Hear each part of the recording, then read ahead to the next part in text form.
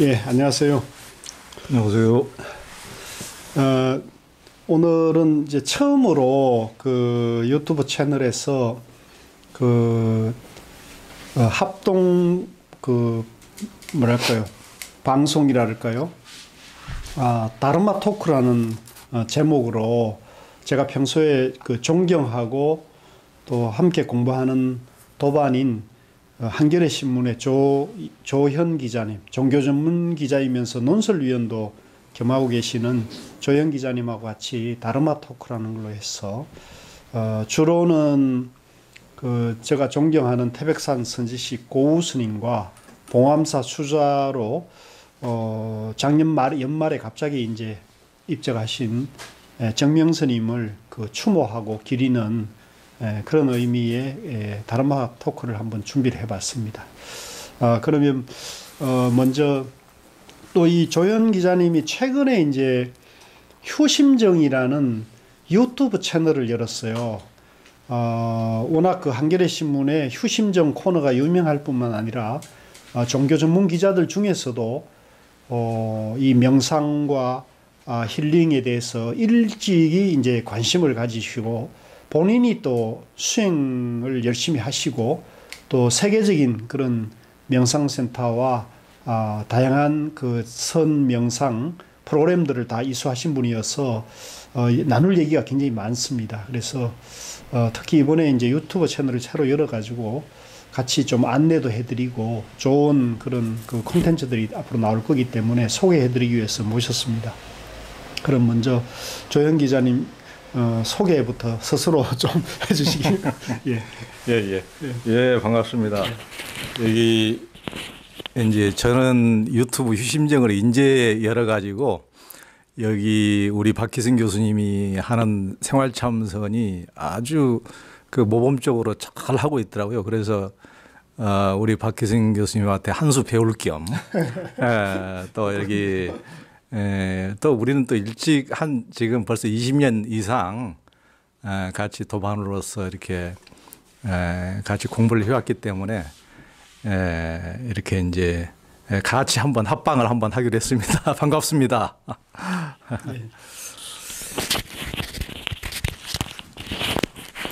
예, 조현 기자님은 이제 사실은 책으로도 유명해요. 그래서 이게 가장 최근에 낸 거죠.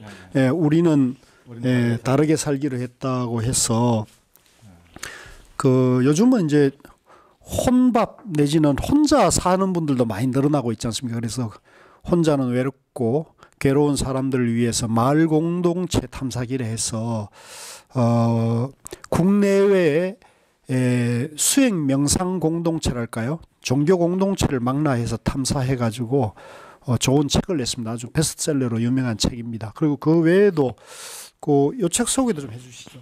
예, 이 책은 이제 제가 뭐 다른 책도 많이 내긴 했지만은 오늘 이제 다룰 내용과도 좀 관련이 있어서 이 책만 좀 가져왔습니다. 은둔이라고. 이 책은 지금은 뭐 살 수도 없는 절판이 되긴 했지만요. 오래돼 가지고 근데 이제 예전에 돌아가신 선지식들 33분을 이제 제가 정리를 한 책인데 예전에 이제 고우 스님이나 뭐 정념 스님이나 또 이제 그런 분들 말씀을 다 듣고 나서 그분들의 보통 이제 그분들이 배웠던 호내 스님이나 우화 스님 이런 분들에 대해서 정리한 겁니다. 그래서 제가 이제 오늘 이제 그분들에 대해서도 좀 나눌 기회가 있기 때문에 다시 한번 그 대목을 좀 읽어보려고 책을 한번 챙겨봤습니다. 예, 반갑습니다. 아주 귀한 책입니다. 사실은 잘 안 알려져 있고 그러는데 또 이런 책이기 때문에 그 사실은 찾기도 좀 어렵거든요. 그래서 그런 아쉬움 때문에 이런 이제 유튜브나 이런 걸 통해 소개해드린 건 좀 의미가 있는 것 같고요. 우리 그 조현 기자님은 저하고도 이제 인연이 각별한데 특히 이제 저희가 고우 스님과 인연이 좀 깊어요. 그래서 제 경우는 이제 고우 스님께 마음이 이제 굉장히 괴로울 때 제 기억으로는 제가 조계종에 이제 몸담고 일한 것이 제가 본격적으로 조계종에서 일한 것은 94년이거든요. 물론 이제 그 2년 전에 조계종 봉은사, 강남 봉은사에서 한 2년간 제가 종무원 생활을 했습니다. 종무연구실이라는 곳에서 연구원 생활을 한 2년을 했는데, 그러다가 이제 개혁이 일어나고, 종단 개혁이 일어나고, 개혁 흐름에 뭔가 조금 늦게나마 도움이 되는 게 좋겠다 해서 이제 개혁 흐름에 늦게 저는 동참을 하게 됐고요. 그러면서 이제 종무원 생활을 시작을 했는데, 94년 연말에 들어오고, 또 98년, 99년 이제 종단 사태가 일어났죠. 종단 내분이 일어나서, 그때는 이제 사실은 총무원장과 종정의 어떤 권한 문제 때문에 갈등이 생겼습니다. 그래서 당시 총무원장 스님이 이제 월주 스님, 종정 스님이 월화 스님이셨는데, 같은 월자 쓰시는 분들인데 다들 큰 스님이셨죠. 그래서 그때 이제 총무원장과 종정의 권한 문제 때문에 시비가 일어나면서 이제 내분에 빠져가지고 뭐 세계적인 망신을 사고 그랬지 않습니까? 그때 이제 제가 종단에 몸담고 있을 때였기 때문에 상당히 그 종단적인 그런 갈등도 심했고, 그 외에 제 개인적으로도 또 여러 가지 IMF를 거치면서 이렇게 어려움이 많이 생겼습니다. 개인적으로도. 그러다가 이제 제가 어떤 문제를 찾기 위해서 도대체 불교는 왜 이렇게 싸우는가, 우리 조계종은 왜 이렇게 싸우는가, 의문이 생겼어요. 그래서 주변에 이제 제가 신뢰할 만한 스님들하고 얘기를 나눠봤는데, 그다지 그 마땅한 해법이랄까 대안이 없더라고요.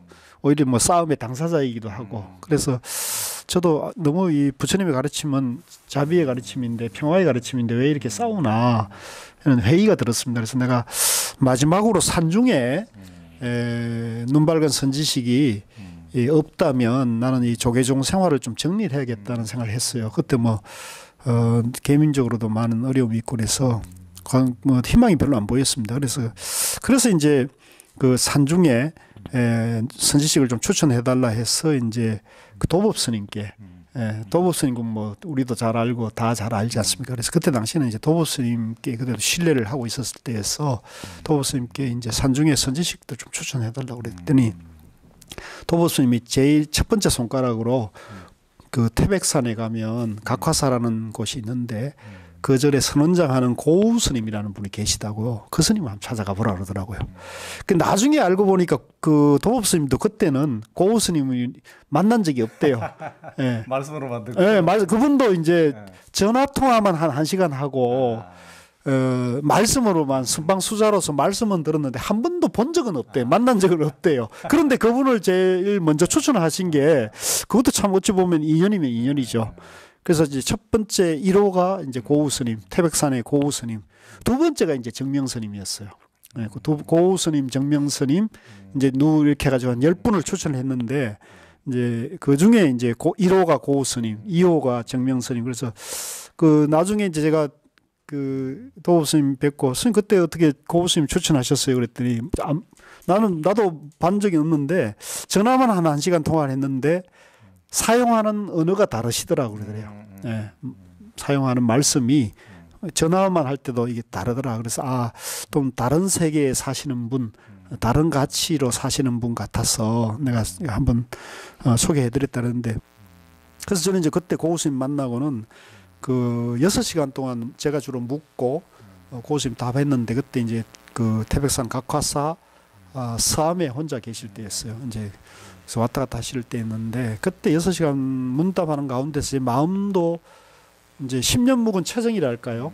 이 맺혔던 것이 시원해지는 걸 제가 체험을 했고, 세상에 도인이라고 있다면 이런 분을 도인이라 하겠구나 하면서, 제가 이제 첫 만남에서 저는 이제 이분이 말씀하신 걸 내가 좀 배워야겠다. 내가 그동안 내가 불교 공부하고 종단에 일하면서 몰랐던, 알지 못하던 다른 세계에 대한 말씀을 하기 때문에 내가 저는 지금도 그렇지만 그때도 호기심이 있었어요. 내가 모르는 걸 꼭 알아야 그 직성이 풀리는 게 있었는데, 모르는 얘기를 자꾸 하시니까요. 그래서 내가 이걸 내가 알아야겠다 싶어가지고 그때 이제 법문 들으러 다니기 시작해서 한 1년 뒤에 이제 제가 스님께 대한 그 좀 확신이 더 들고 이러면서 법명을 하나 지어달라 했더니 고우 스님께서 중효라고 지으셨다고 그러더라고요. 고민을 많이 하셨다고 저는 저보고 그런데요.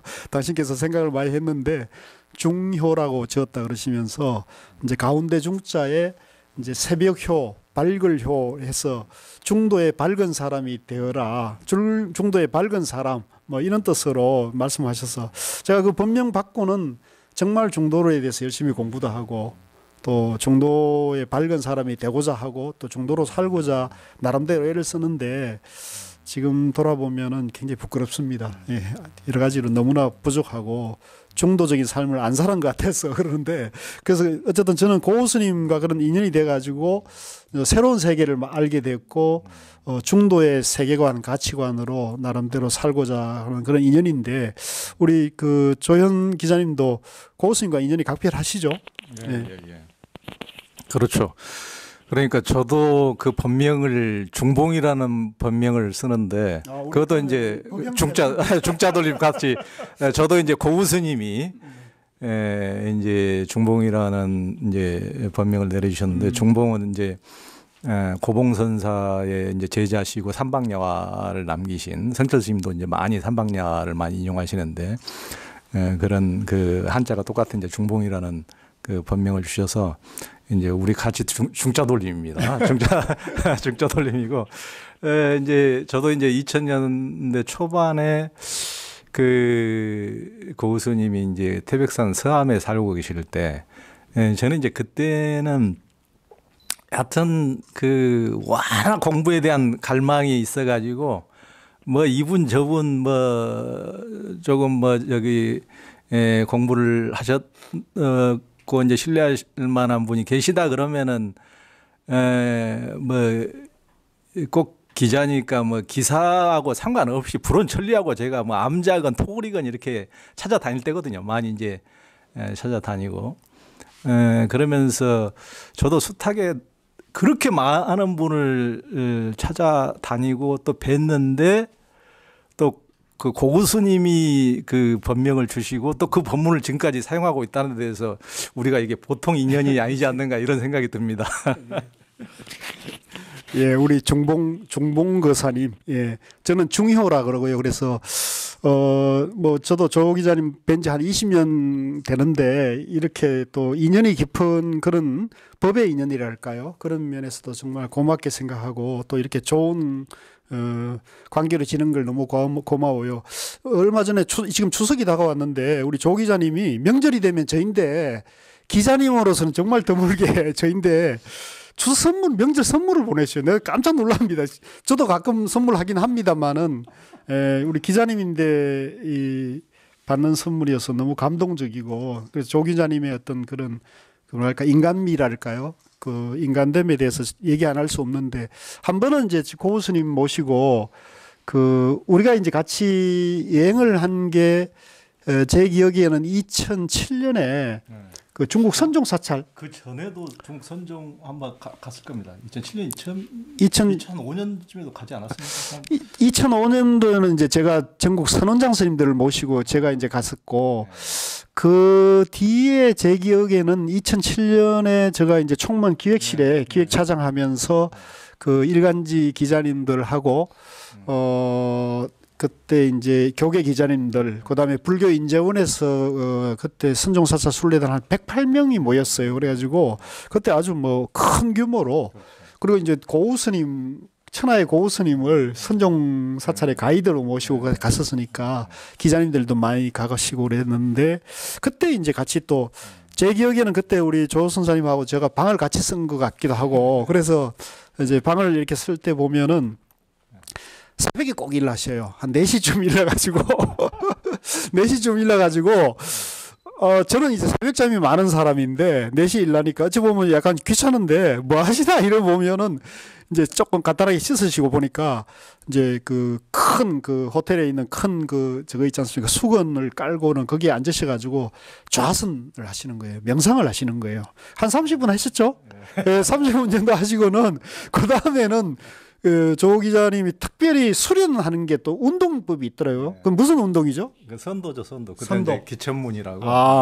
그거를 거의 1시간 가까이 운동을 하시더라고요. 그래서 그러니까 아침에 굉장히 남다르셨어요. 그래서 저도 그때 저는 좀 아침잠이 많은 사람이고 게으른 사람이어가지고 그런 걸 전혀 못했는데 그때 그걸 보면서 제가 굉장히 깜짝 놀랐고 그랬는데 그때 이제 저희들이 그 중국 선종 사찰에 이제 1조 달마대사가 주석하셨던 소림사, 2조암 해가대사, 2조암 그다음에 3조 성찬대사, 3조사, 4조 도신선사의 사조사, 그다음에 이제 5조 해능대사, 홍인대사의 도량하고 5조사하고 이제 6조 해능대사의 남방 쪽에 있는 도량을 쭉 같이 이제 답사를 그 순례를 했었는데 그때 정말 일주일간 같이 이제 여행을 하면서 더구나 고 스님 모시고 하면서 저도 뭐 개인적으로 굉장히 감동적이었고 특히 이제 조사의록에 나오는 그런 분들이 사셨던 곳에 직접 가서 현장을 보고 또 거기에 이제 당대 선지식인 고우 스님 해설을 들으니까 굉장히 그 선에 대한 안목도 좀 깊어지는 것 같고 또 같이 도반들과 좋은 그런 순례를 하니까 뜻깊은 여행이 있는데 그때 얘기를 좀 해주시면 고맙겠습니다. 네, 예. 그때 무비 스님도 같이 가지. 그 뒤에 이제 그 뒤에 천목산 갔을 때. 천목산 무비 스님은 천목산 갔을 때. 예. 가나선 순례 할 때. 그때는 무비 스님, 상현 스님 이제 그렇게 하셨고 우리 방금 말씀하실 때는 이제 고우 스님하고 철산 스님이랑 이제 그렇게 같이 이제 하고 그때 이제 저도 이제 워낙 그 중국 선종에 이렇게 너무나 매력적이지 않습니까? 뭐 하여튼 이제 부처님의 그 삶이라든가 이거 위대하고 그러긴 하시지만은 이게 현실 삶에서 이렇게 정신이 팍 들게 찬물을 그냥 내려 끼얹고 하는 그 하여튼 그런 맛은 어떻게 보면 아싸라고 이렇게 그런 맛은 이렇게 선종에서 아주 있거든요. 짜릿짜릿하고 그런 맛이 있는데 하여튼 거기에 이제 우리 그 스님하고 이렇게 고스님 모시고 이렇게 같이 다니다 보니까 굉장히 그때 느낀 바가 많고 그때 이제 또 우리 박혜승 교수님이 굉장히 이제 그때도 이제 순례를 중심 역할을 하고 해가지고 그때 우리가 기자들이 아마 종교 담당 기자들이 공동으로 책을 낸 것은 아마 최초의 일이지 않을까 싶은데요. 그때 이제 이 책을 종교 담당이 공동으로 그 선종 사찰들을 순례하고 이 책도 냈습니다. 아주 지금까지도 하여튼 그 종교 담당 기자들이 우리 박혜승 교수님께서 이제 중간에도 착들 그 모임이 메이드를 잘 하셔가지고 지금도 정기적으로 이렇게 모일 정도로 그때 지금 벌써 15년, 16년 전인데 그때 하여튼 그런 공부심이 아직까지도 지금 이어지고 있습니다.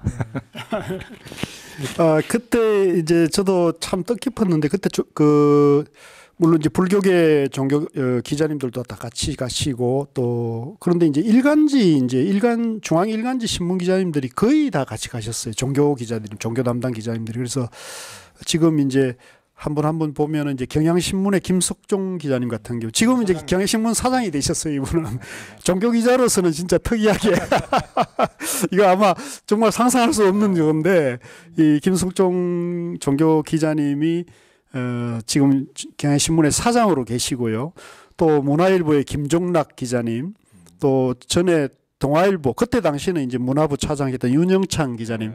이분은 지금 이제 청와대 공보수석하고 지금은 국회의원이시죠. 예, 이분은 특이하게도 그 선종사찰 다녀오고 그 얼마 지나지 않아 가지고 네이버로 전직을 하시더라고요. 그때 이제 네이버가 한참 뜰 때였죠.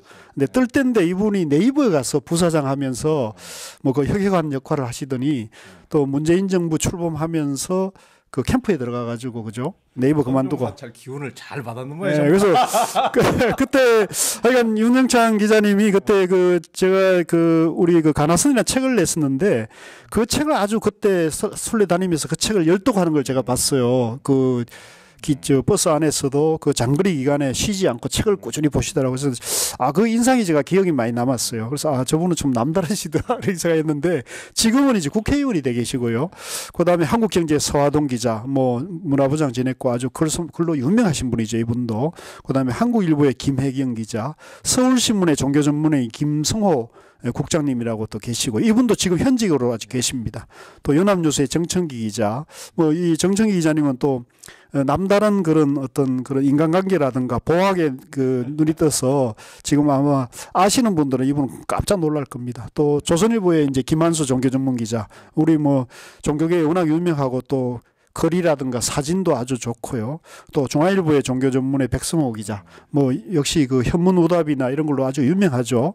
또 한겨레의 조현 뭐 좀 계신 분이고요. 세계일보의 정성수 종교 전문 기자님. 지금 이분은 이제 정년하셨고요.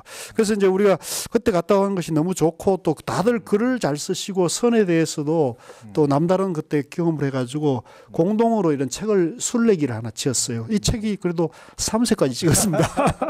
그리고 또 앞에 당시 총무원장 스님이 지관 스님이셨거든요. 그래서 지관 스님이 또 워낙 지혜와 덕이 있으신 분이어가지고 기자님들을 잘 배려하시고 그래서 그때 덕분으로 이 순례를 하게 됐는데 앞에 발문도 그 지관 스님이 아주 멋지게 써주시고 해서 이런 그때 공동으로 하시고 또 저희들이 그런 인연으로 그 이런 좋은 인연을 그날 줄 수 없다 해가지고 가끔 만나서 같이 이제 공양하고 옛날 얘기도 하고 이런 그런 인연이 되고 있습니다.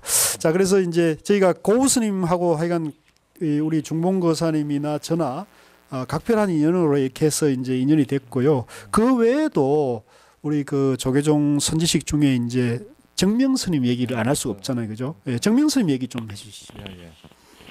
그 정명 스님은 이제 예전에 아까 우리 박혜승 교수님이 그 도법 스님한테 이제 그 고우 스님과 정명 스님을 추천을 받았다 그랬는데 예전에 이제 뭐 젊으신 스님들 뭐 도법 스님이나 수경 스님이나 명진 스님들 나름대로 이제 젊은 시절부터 몸부림치면서 이제 공부를 해볼 기라고 이제 그 선지식들을 찾아다니시고 이랬던 지금은 이제 다 나이가 들었지만 예전에는 이제 뭐 30, 40, 50대 그런 젊으셨을 때 이제 저희들이 배웠으니까 그분들이 이렇게 몸부림치면서 이렇게 하시면서 자기들이 이제 같이 사셨던 선방에서 지내셨던 분들 중에서 정명 스님 얘기를 특히 많이 하시더라고요. 그때부터도. 그래서 제가 이제 그때는 이제 뵙지는 못했을 때고 그랬는데도 늘 이제 그런 그 중진 젊으신 수자들로부터 늘 얘기를 항상 들었죠. 아마 우리 박 교수님도 이제 그러셨겠지만은 이제 그런 분들이 이제 그런 정명 스님이라고 그분이 참 진실하게 공부하시는 분이라고 이렇게 얘기를 했었기 때문에 늘 이제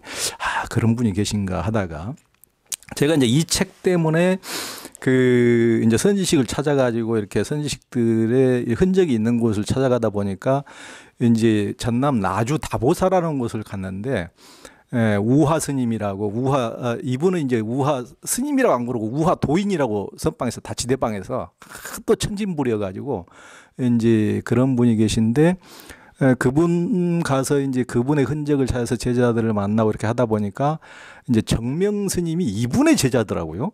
정명 스님 원래 이제 제주도 출신인데 어떻게 여기까지 나주까지 와가지고 도인이 계시다고 이제 찾아왔는데 그 우화 스님은 그러니까 그 일반 이렇게 스님들하고도 좀 달라요. 그러니까 뭐냐면은 일반 스님들은 어렸을 때부터 이제 나름대로 뭐 귀골도 괜찮고 귀상이고 다 훌륭하신 그 선지식들 보면은 방장 조실 정도 오르신 분들 보면 벌써 이제 관상부터가 참 큰 스님처럼 보이기도 하고 말씀도 잘하시고 그런데 이 우화 스님은 정반대 스님이에요. 정반대. 어렸을 때부터 못생겼다고 아버지한테 구박받아가지고 13살 때 하도 구박받다 못 견디고 이제 아주 어렸을 때 어머니는 돌아가시고 하도 구박받다 못 견디고 집을 나오셨다 그래요.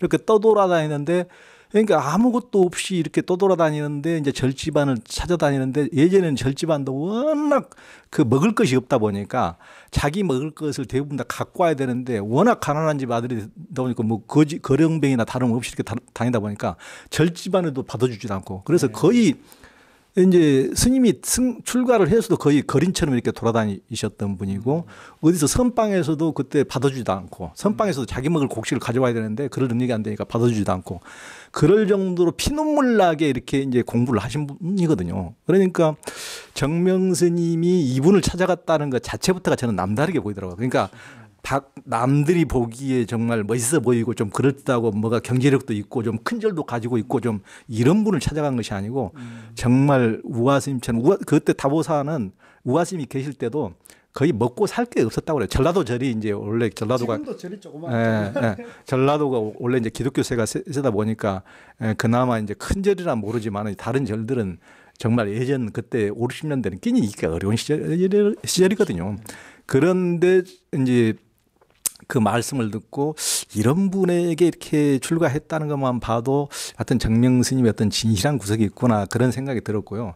그때 이제 우화 스님이 돌아가신 이후지만 저를 지키고 있는 이제 스님 말씀 들어보니까 이제 선방에 이렇게 다니다가 이제 정명 스님 평생 이제 수자로 살아오신 분이니까 선방에 다니다가 오시면은 은사 스님이 적어도 용채라도 한 푼 보통 줘야 되는데 워낙 없기도 하거니와 우화 스님이 이제 또 자린 고비셨는 말이에요. 그런 이제 워낙 없기도 하거니와 이제 그러니까 이제 그 용채를 이제 또 선방 수자니까 뭐 오고 가는 여비조차도 없을 때니까 그 은사 스님 이제 해제하면 이제 은사 스님이라고 찾아왔는데 좀 줘야 되는데 그 자기가 은사 스님 우리 사형님 오셨는데 좀 몇 푼이라도 주라고 옆구리를 콕콕 찌르면은 이제 정명 스님이 옆에서 눈치를 채고 놔둬라 내가 이절 사정을 뻔히 아는데 그러지 말아라 이렇게 하고 갔다는 거예요. 그러니까 굉장히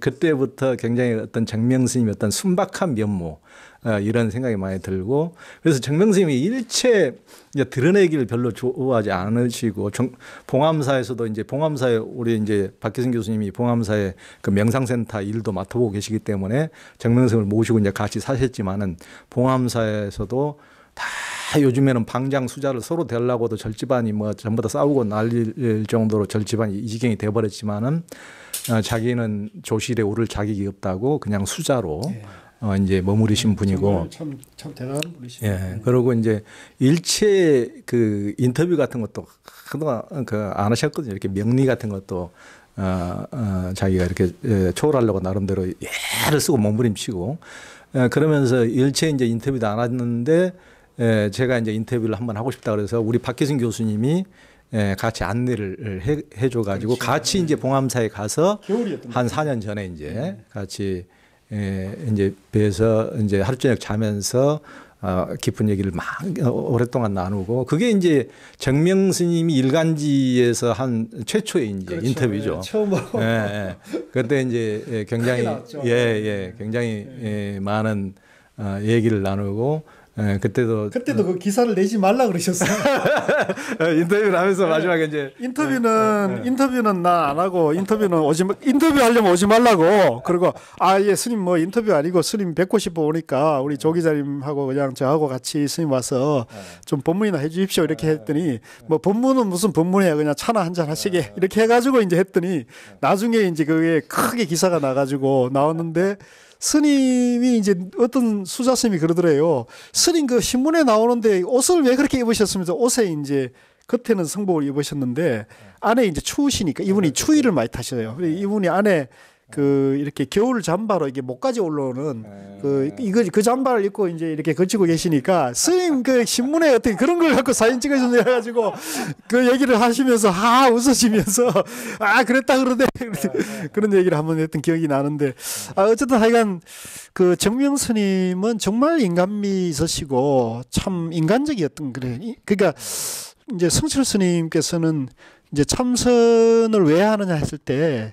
인격 완성의 길이라는 말씀하셨거든요. 인간이 인간답게 살기 위해서 하는 것이 참선이라는 말씀을 하셨는데 제가 고우 스님께서나 정명 스님 뵈면 항상 이렇게 환하게 따뜻하게 맞아주신 게 저는 그게 너무 그 인상적이었는데 특히 정명 스님은 항상 그 참 어려운 일이나 쉬운 일이나 뵈러 가면은 항상 이게 따뜻하게 환하게 이렇게 맞으면서 저도 이제 꼭 삼배를 못하게 막 하셔요.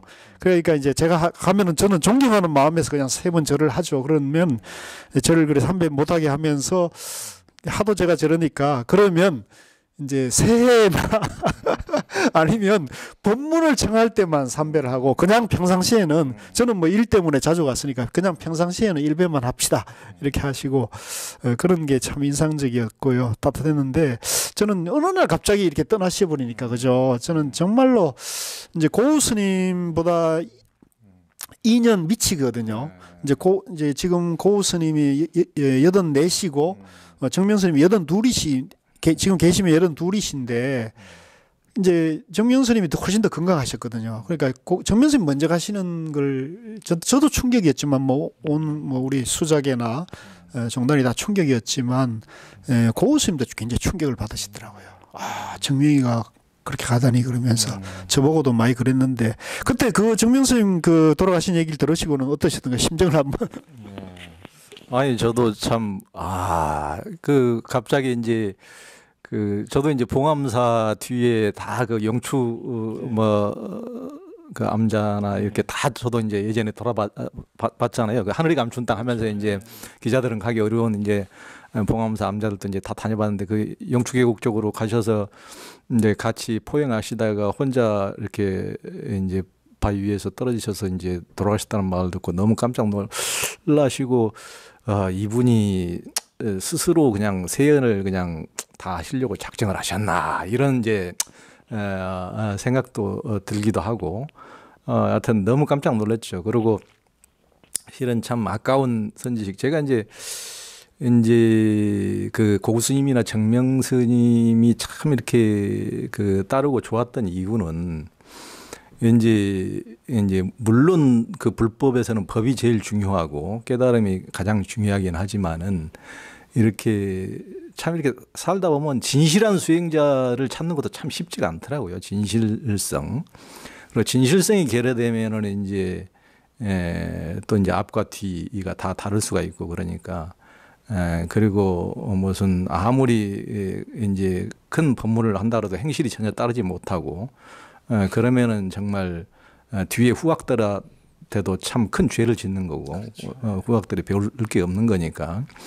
그래서 하여튼 고구 스님이나 이 정념 스님의 두 분의 특징은 허장성세가 없어요. 헛된 그 위의를 가식하지 않고 허장성세가 없고 그래서 이제 있는 그대로 공부심으로 그게 이제 우리는 어떻게 보면은 그 한국 선에서 제가 제일 안타까운 대목이 중국 선사들은 예전에 이제 임제마저 다 우문 선사 했지만은 오히려 그 제자가 스승을 능가해야 된다. 스승은 밟고 불조사를 딛고 올라서야 된다. 죽이고 넘어가라. 이렇게 똑같이 이렇게 법문을 하면 네가 내 법을 망칠 놈이다. 이게 같은 수준이면은 법을 반감하는 거고 오히려 딛고 올라가야 된다고 그 정도까지 철저하게 자기를 비우고 이렇게 경책을 해줬거든요.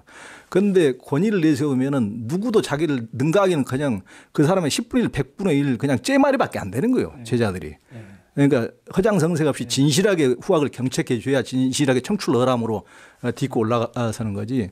그러니까 이분들은 내 공부에 대해서도 아주 솔직하고 진솔하게 그냥 얘기했고 그런 점에 있어서 저는 참 안타까운 분들이고 이런 분들이 너무나 귀한 분들이기 때문에 이런 분들이 많았으면 상관없는데 한국 불교에서 이런 분들이 많지 않았기 때문에 돌아가신 것이 굉장히 충격이더라고요. 저도 굉장히 충격이었는데 지금 이제 뭐 오늘 이런 기회를 통해 가지고 한번 생각을 다시 정리하면서는 그 고우 스님, 정명 스님은 그 한국 선방의 선수자계의 쌍두마차였다고 그러거든요. 그래서 80년대, 90년대를 이제 이 두 분이 이제 사실은 중심이 돼 가지고 전국 선언수자회 공동대표도 하고 선언수자회도 만들고 선방에 이런 이제 그분들이 다 하셨는데 이제 몇 년 전부터 이제 고우 스님 건강이 안 좋아지셔서 활동을 이제 법문을 안 하시기 시작하고 저더러도 이제는 사람 데려오지 마세요. 내가 실수합니다. 이러면서 이제 기억력이 점점 떨어지시면서 기력이 떨어지시면서 이제 80 넘어서 그렇게 됐고요.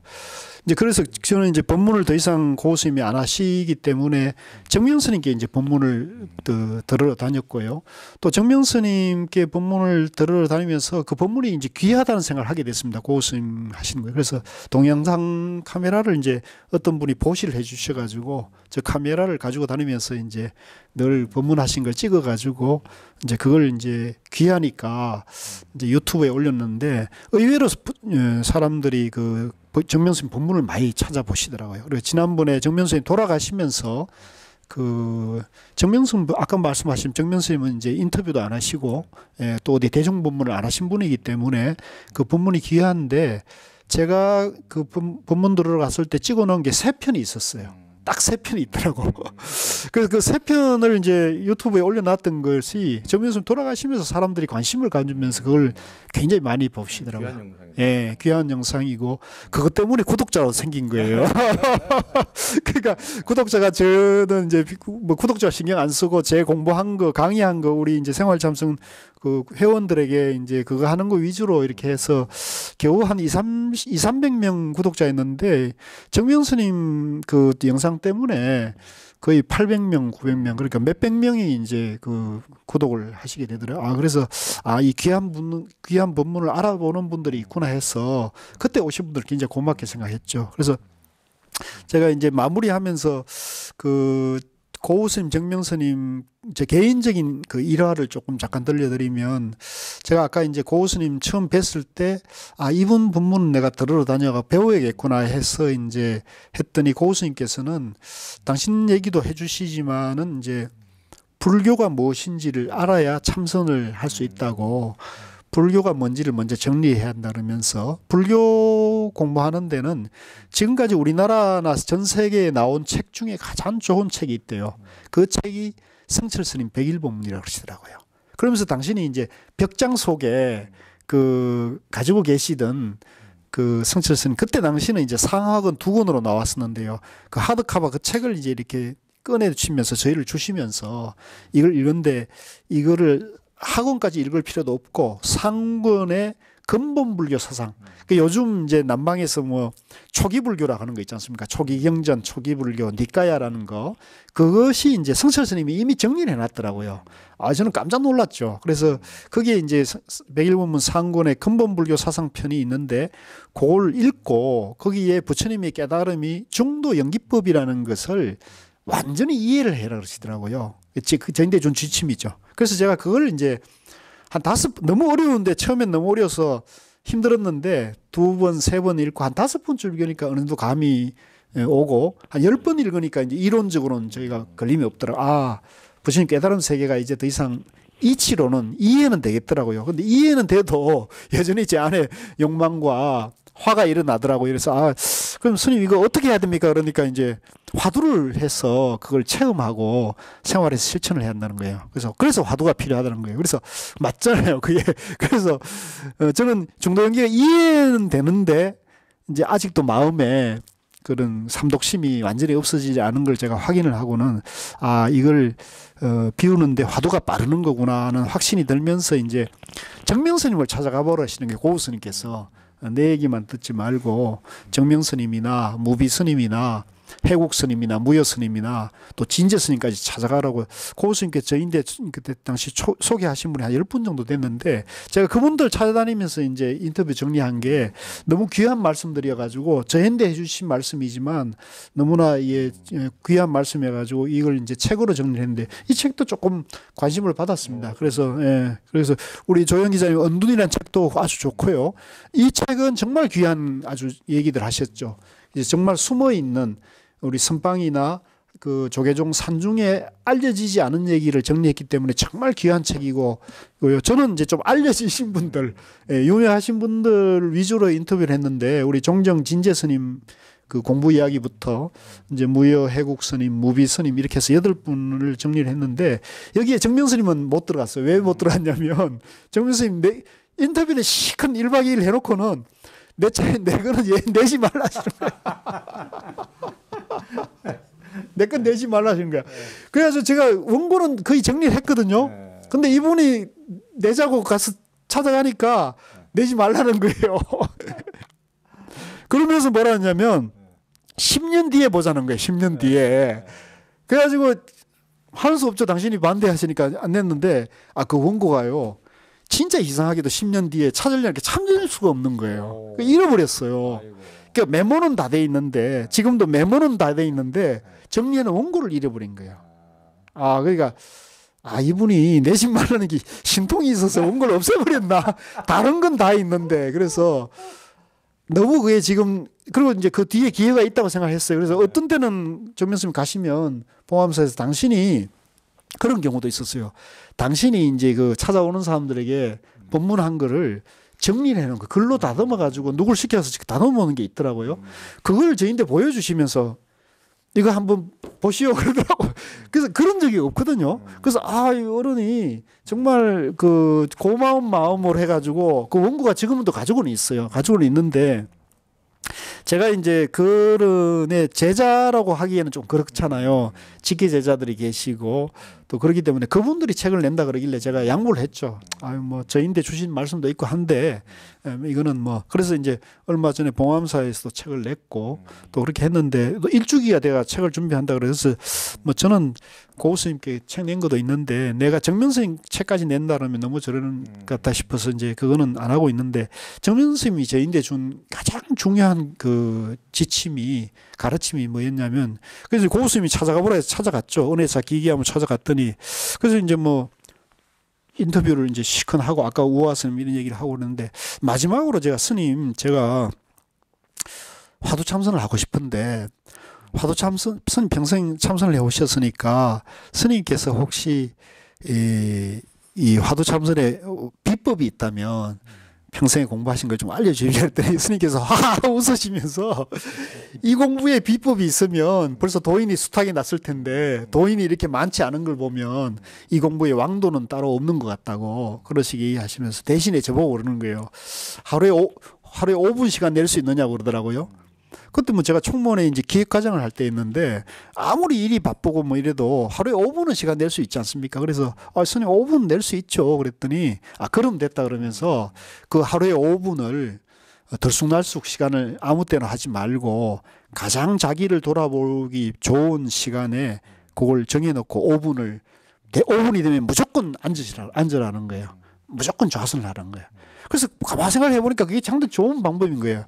그래서 이제 그렇게 5분이 자리가 잡히면 이제는 스스로 시간을 조절할 수 있을 거라고 하시대요. 그래서 제가 그 지침을 받아가지고 이제 집에 와가지고 이제 총무원 일하러 들어갈 때 조계사에 그때 당시 이제 108배를 하고 있었거든요. 한 1년 정도 108배를 했는데 108배 하고 난 다음에 땀을 좀 식히기 위해서 조계사 법당에서 이제 5분간 앉아가지고 이제 땀 식히면서 화두를 들었어요. 근데 저는 제 기억에는 5일 만에 5분을 했는데 마음이 환하게 밝아지는 걸 체험을 해야 돼요. 제가 5일을 했는데 마음이 환하게 밝아지는 그런 것을 체험하니까는 무릎을 제가 탁 쳤어요. 야, 세상에 그동안의 선지식들이 전부 참선하라는 얘기를 했는데 이걸 내가 체험을 딱 하니까는 세상에 이런 길이 없구나. 이걸 딱 확신을 하게 됐죠. 그래서 그 뒤로 이제 본격적으로 이제 참선을 이제 5분 하는 걸 이제 108배 안 해도 되겠다.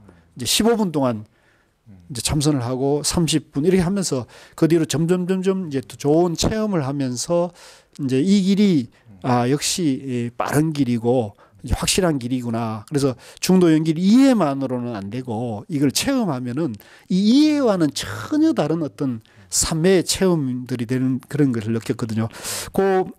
우리 조 기자님도 그동안에 그 공부하시고 체험한 얘기를 조금 해주시죠. 쉽게. 예. 우리 이제 그 박 교수님하고 저는 예전에 그 조계종에서 이제 그 참선 그 수련 프로그램을 만드는데 스님들하고 교수님들하고 이제 저하고 몇 명이서 한 1년 같이 세미나를 하면서 그때 이제 저도 이제 그런 체험을 잠시 말씀을 나눈 적은 있습니다만은 저는 이제 아마 다른 분들도 그러리라고 생각을 합니다. 생활 참선 하시는 분들도 저도 너무나 그 삶이 힘들더라고요. 삶이 괴로워가지고 이것을 어떻게 이 괴로운 것을 극복을 할까. 정말 몸부림을 많이 쳤죠. 우리 박희성 교수님도 고수님 뵐 때 이제 종단에서 이렇게 싸우고 그래서 아마 힘들어서 저는 이제 그 조계종의 그 총무원의 월급을 그래도 정기적으로 매달 월급 나오는 것을 때려치고 이렇게 할 수 있다는 것을 굉장히 용기를 정말 높이 사는데요. 그래서 자기 나름대로 어떤 고뇌와 결단이 없이는 이제 그런 것도 있을 수가 없는데 저도 너무나 힘들어서 무슨 그냥 제가 이제 정치부 기자를 하다가 종교 담당으로 간 이후도 이제 이렇게 너무 삶이 괴로워서 다른 이제 기자들이 봤을 때는 왜 정치부 기자를 하다가 어디 뭐 그때는 종교 담당이 신문사 전체에서도 제일 인기가 없었거든요. 아무도 안 하려고 그랬거든요. 그런데 문화부에서도 뭐 영화도 있고 공연도 있고 미술도 있고 뭐 이게 다 인기 직전이고 종교 담당은 아무도 안 하려고 그러는 거예요. 아무도 안 하려고 그러는 거예요. 서로 안 한다고 싸우고 있더라고 가니까. 그래서 내가 한다고. 그럴 정도로 이제 제가 그런 이유는 너무나 삶이 괴로워가지고 힘들어가지고 이것을 어떻게 극복하나 이제 그런 생각을 하고 또 이제 하면서도 이제 워낙 그 이제 선식도 많이 찾아다녔지만은 쉽게 극복이 안 되니까 저도 이제 아예 신문사를 1년 쉬었어요. 그래서 이제 그러면은 1년 쉬면 이제 다시 2002년에 인도를 가서 1년 동안 히말라야하고 이렇게 돌아다녔는데 그때도 이제 다시 돌아오면은 복직을 못 할지도 모를 생각을 가지고 왜 그러냐면 직장에서 1년 쉰다는 것은 다시 회사가 받아줄지 안 받을지 불투명하거든요. 취직도 어려운 세상에서. 그래서 이제 가면서 참 이렇게 몸부림을 많이 쳤죠. 거기서 이제 히말라야 설산도 다니고 이렇게 다니면서 몸부림도 많이 치고 이제 거기서 수행도 많이 하고 하면서 이제 하다 보니까 그런 아마 저는 이제 이런 얘기를 하면 사람들이 잘 이해를 못 하더라고요. 수행에서 제일 중요한 게 뭐냐 그러면 저는 몸부림이라고 생각하거든요. 몸부림이라고. 근데 이제 요즘 사람들처럼 그렇게 몸부림 칠 만한 일이 그렇게 많지 않은 것 같고 예전보다는 세상이 많이 좋아져서 그래서 저는 굉장히 그런 몸부림을 치다 보니까 결국은 하다 보니까 무슨 그 인도에서도 이제 뭐 고행가 그 이빠사라든가 이런 걸 많이 했지만은 이제 그게 그 굉장히 거기서도 나름대로 그 화두선하고 달리 남방불교나 이런 쪽은 다른 명상들은 좀 쉽게 체험하는 이런 장점이 있는 반면에 하여튼 근본적으로 굉장히 좀 해결이 안 되는 게 또 있더라고요. 그래서 이제 저는 나름대로 이제 화두선을 했는데 그러니까 화두선을 지금까지도 이제 제가 하는 것은 화두선인데 화두선인데 하다 보니까 이제 이렇게 그게 어떤 몸부림 치는 과정 중에서 이제 어떤 이제 체험이 있고 그걸 이제 한 체험이 한 10일 이상 어떤 이제 놀라운 제 나름대로 또 체험을 하면서 그러면서 제가 이제 휴심정이랑 휴심 마음을 쉬니 이제 환희당이라는 어떤 환희라는 어떤 모임도 이제 제가 공부하는 분들도 계신데 휴심 마음을 쉬니 환희의 세계가 열리는구나 이렇게 이제 저 나름대로 이제 하고 그런데 이제 문제는 그게 그런 체험 이후에 실은 그게 뭔지 이게 체계적으로 이게 이제 그것을 조금 알고 이제 공부를 또 진척시켜 나가고 이렇게 해야 되는데 그러면서 제 나름대로 이제 제가 또 다른 분보다는 많이 접근할 수 있는 훨씬 더 유리한 입장이 있고 스님들이나 세계적인 선지식들 그런데 그런 많은 분들을 이렇게 만나 뵙고 했는데 속 시원하게 그렇게 그게 해결이 안 되더라고요. 그게 굉장히 큰 숙제였는데 그러면서 이제 그 뒤 한 10년 동안 굉장히 몸부림치면서 뭐 수많은 선지식들도 만났는데 그런 부분들이 이제 잘 해결이 안 돼서 제가 이제 다시 그 부처님 초기 경전부터 이렇게 읽고 선 어록들을 읽어보니까 거기에는 굉장히 그 정말 쉽게 설명이 돼 있더라고요. 그런데 그래서 이제 한국 화두선의 조금 그런 문제는 하여튼 치열하게 열심히 하고 나름대로 저는 이제 한국 그 스님들이 다른 불교하고 비교해 봤을 때도 겉모습만 봤어도 한국 스님들이 위가 좋아요. 그러니까 기운이 좋아. 그러니까 화두선에서 분명히 참선하고 하면은 기운도 좋고 하여튼 기도 성성하고 하여튼 좋은데 근데 하나의 문제라는 것은 그 교육적인 체계 구체적으로 시스템을 제대로 교육을 자기들도 받아본 적이 없고 제대로 그것을 전달을 못하고 그게 굉장히 문제예요. 그렇죠. 그러니까 저도 그것을 뭔가를 이렇게 체험해도 그것이 뭐기 때문에 뭐고 이게 어디로 나가야 된다고 분명히 얘기를 해줘야 되는데 그걸 아무도 얘기를 못 해주니까 그걸 너무 답답한 거예요. 야, 이 세상을 뒤집어 엎어볼 만큼 너무 답답한 거예요. 그래서 이제 어떻게 보면은 앞으로 한국 불교에서 그런 점을 좀 더 우리가 막 그 무슨 일본 불교라든가 뭐 이런 것을 무시하고 그러는데 그럴 것이 아니고 예전에 뭐 성철 스님도 처음부터 딱 그 저기 저 제자들 상자 드리면 무조건 일본 교학책 10권 독파하라고부터 시작한 거예요. 그러니까 거기는 뭐 신수 대장경부터 벌써 200년 전부터 이미 그 굉장히 교학적인 체계를 가지고 당송대의 선이 그대로 이식돼 가지고 그것을 전통을 가지고 있기 때문에 나름대로 교학 전통이 있으니까 제대로 그것을 제대로 익히고 공부를 해야 되는데 하여튼 무대포로 하면은 하여튼 무대포로 하다 보면은 이제 저도 몸부림치다 보면 그게 뭔가 열리는 방법이 있긴 하거든요. 뭐 사람이 몸부림 죽기 아니면 살기냐 까무러치기니까 내가 이게 해결이 안 되면 내가 죽겠다 싶으면은 이게 뭔가 세계가 열리긴 열리거든요. 그런데 그것을 구체적으로 체계를 잡고 해야 다른 사람도 똑같이 열어줄 수가 있는 건데 그게 안 되는 거예요. 한국 불교는. 그게 이제 제가 참 안타까운 대목이더라고요.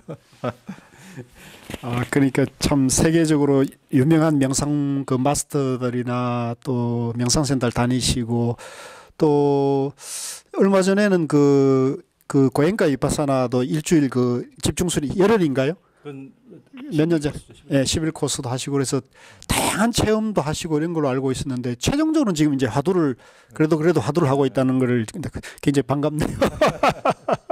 예.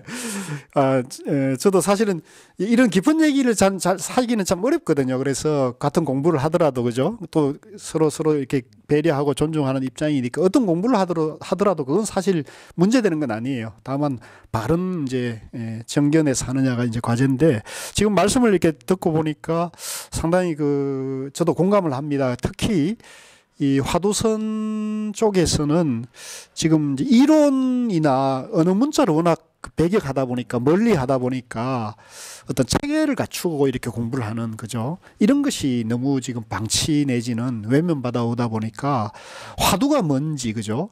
또 부처님이 깨달음 세계가 뭔지 그 다음에 이제 어떻게 화두를 들어야 되는지 뭐 이런 것에 대해서 자세하게 일러주는 분을 저는 사실 많이 못 뵀어요. 그냥 화두 그러면 그냥 해라 그러지 뭘 이렇게 묻고 그러면은 무슨 아르마리가 이렇게 많냐고 야단만 맞고 그런 적이 많았는데 그래도 알고자 하고 모르는 사람에게는 자세하게 친절하게 안내를 해줘야 되는데 이게 너무 참 없어요. 그래서 저도 이제 좀 공부도 부족하고 그러지만은 제가 생활참선이라는 프로그램을 가지고 이렇게 좀 나름대로 체계적으로 공부를 안내하고자 이렇게 뭐 유튜버나 카페나 이런 걸 방편을 하게 된 것은 고우스님이 일단 법문을 그전에는 고우스님께 모시고 가면 고우스님이 다 얘기를 해줬거든요. 근데 고우스님께서는 이제 못 하시니까 이제 남아 계신 분이 이제 정명스님은 한번 뵈려고 그러면 또 힘들잖아요. 지금은 또 안 계시고.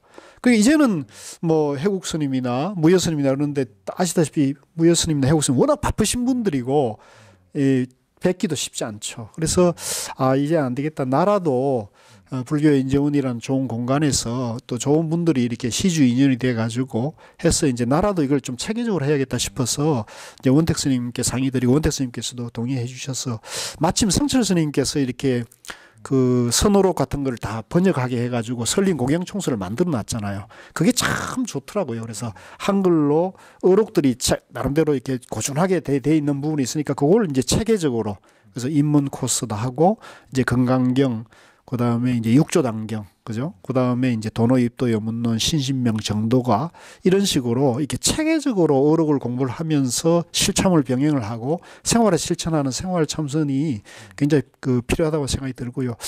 마지막으로 이제 조금 그러니까 아까 이제 그 간화선 계통이 참으로 훌륭한 수행법이고 한데 이제 그런 것이 체계가 없고 제대로 이제 불림 문자고 이렇게 해서 제대로 전해지지 못한 이제 말씀을 드렸는데요. 그런 점에서 우리 박효진 교수님이 그 고우 스님이나 해국 스님, 무여 스님 이런 분들 모셔고 같이 이제 간화선이라는 조계종에서 책자도 만드는데 굉장히 그 실무자로서 가장 주도적인 역할을 했거든요. 그런 그 체계를 잡고 하는데 굉장히 큰 기여자예요. 저는 이제 그게 이제 지금 이게 지금 여기까지 지금 생활 참선까지 이르게 됐다고 생각을 하는데요. 그런 점에서 그런 이제 산 속에서 이런 분들이 한국에는 혼자만 몸부림치다가 수행하다 그냥 그렇게 돌아가셔 버리면 끝나버린 거예요. 이게 제대로 이게 뭔가 좀 정리가 되고 이게 그분들이 평생 해서 뭔가 얻은 소득이 있다면 후학들이 꽃 피우는데 좀 도움이 돼야 되는데 이제 그런 안타까운 것을 우리 박현희 교수님께서 그런 분들의 아니 그 스님들 살림살이 있으면 내놓으시오 하고 이렇게 하기 어려운데 이것을 이제 모아서 이렇게 가나선이라는 그 체계적인 책도 조교정에서 출간이 되고 그게 한 몇 년도죠? 이게 2005년입니다. 2005년. 그러니까 그런 작업들이 굉장히 정말 조교정에서 가장 필요한 작업이었거든요. 그런 작업을 해내면서 지금 생활참선까지 오게 된 굉장히 박혜신 교수님이 거기에서 정말 숨은 공로자입니다. 아이고 부끄럽습니다. 자, 이제 뭐 정리 거의 1시간 됐으니까 정리를 좀 해야 될 것 같은데요. 우리 조현 기자님은 종교 전문 기자이면서 종교 전체를 다 포괄하고 하시면서도 또 일반적인 그런 각 종교의 명상이나 수행, 수련 이런 것들을 다 본인이 직접 다니면서 체험하고 인터뷰하고 이러면서 하신 남다른 분이에요. 그래서 저도 종교 기자님 중에서는 뭐 지금은 이제 종교 전문 기자님들이 각각이 종교성에 대해서 굉장히 전문가들이 다 되셔서 저러는데 처음에 조 기자님 뵀을 때 굉장히 남다른 분이었어요. 그래서 눈에 띄었고 또 가깝게 됐고 또 고우 스님하고 또 정명 스님 이런 인연들이 깊다 보니까 정말 귀한 인연이 됐다는 생각이 들어서 오늘 모셔가지고 같이 한번 얘기를 하게 됐고요. 또 같은 이제는 뭐 정년도 얼마 안 남았죠.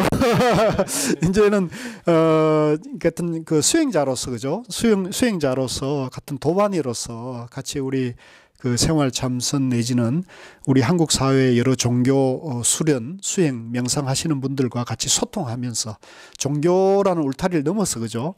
저는 같이 갔으면 좋겠습니다. 마지막으로 한 말씀 듣고 정리하는 걸로 하겠습니다. 예. 제가 해보니까 세상에 유일하게 해야 될 것은 참선밖에 없더라고요, 실은. 그러니까 예전에는 스님들 그런 말씀하면 또 저런 말 안 해. 뭐 저기 세상에 화급한 일이 얼마나 많은데, 그런데 세상에 아무리 화급한 일도 내 마음 하나 이렇게 그 다스리지 못하면은 이게 아무리 좋은 기회가 와도 잡을 수가 없고, 두렵고 불안했을 때 내가 이것을 제대로 무슨 파도가 치기 전에 지가 먼저 쓰러져 버리고 지풀에 이렇게 되는 거거든요. 그래서 저는 그 점에서 세상에 중요한 게 참선밖에 없다. 그래서 이것이 어렵고 꼭 선방에 가야만 되는 것도 아니고 이렇게 생활 참선을 하면서 현실 삶에서 얼마든지 할 수가 있는 이런 공간을 이렇게 우리 박 교수님이 이렇게 제공해 주니까 여러분들이 이제 이런 기회를 잘 살려서 이제 참선을 열심히 하시고 그러다 보면 우리도 항상 이제 같은 도반이니까 늘 만나뵐 수 있을 거라고 생각합니다. 오늘 배워서 참 반가웠습니다. 아이고, 고맙습니다. 예, 정말 오늘 저 뜻깊은 그런 만남인데요. 제가 마침 유튜버를 해가지고 그 구독자가 10,000명이 넘어서면서 그래도 뭐 별 내용 없는 걸 이렇게 많은 분들이 구독을 해주신 거에 대해서 너무 고맙고 해서 뭔가 좀 의미 있는 그런 분들과 좀 그 콘텐츠나 그런 내용들을 수련 내용들을 좀 공유하는 게 좋지 않겠나 싶어서 오늘 우연히 만나가지고 얘기하다가 처음으로 우리 한번 같이 해보자 해서 이렇게 했는데 대화를 나누다 보니까 정말 좋은 내용인 것 같고 또 도움이 안 됐겠나 이런 생각이 들고요. 앞으로 좀 반응이 좋고 구독하시는 분들이 좋으면 이런 자리를 조 기자님도 다시 모시고 또 다양한 분들이 많이 계십니다. 우리 그 종교 전문 기자님들도 많이 계시고 또 같은 참선하는 분들도 많이 계시고 또 꼭 참선 아니더라도 위파사나라든가 여러 명상하는 그런 지도자님들 많이 계시니까 기회 있는 대로 한번 모셔서 같이 대화를 나누는 시간을 마련하면 좋겠다는 생각이 들고요. 자, 우리 그 도마님 좀 헤어지기가 아쉽습니다만은 지금 조현 기자님이 이제 얼마 전부터 그 휴심정이라는 그 유튜브 채널을 열어서 그동안에는 이제 인터넷 사이트로 한겨레 신문 사이트 네이버에서 휴심정 코너가 있거든요. 그걸 검색하면은 그게 굉장히 많은 분들이 좋은 글들을 주옥 같은 글들을 올려주시고 또 다양한 그런 공동체에 대한 탐방이나 수련단체에 대한 탐방도 있습니다만 이제는 유튜브 시대다 보니까 유튜브 채널을 열어가지고 본인이 그동안의 어떤 그런 그 병고에 시달리면서 그걸 극복했던 명상법이라든가 또 여러 가지 치유 명상 같은 걸 잘 소개하고 있습니다. 그래서 같이 구독을 좀 해주시고요. 그러면 아마도 서로 다 도움이 안 되겠나 싶습니다. 자, 오늘 이 귀한 시간 내줘서 너무 고맙습니다. 예.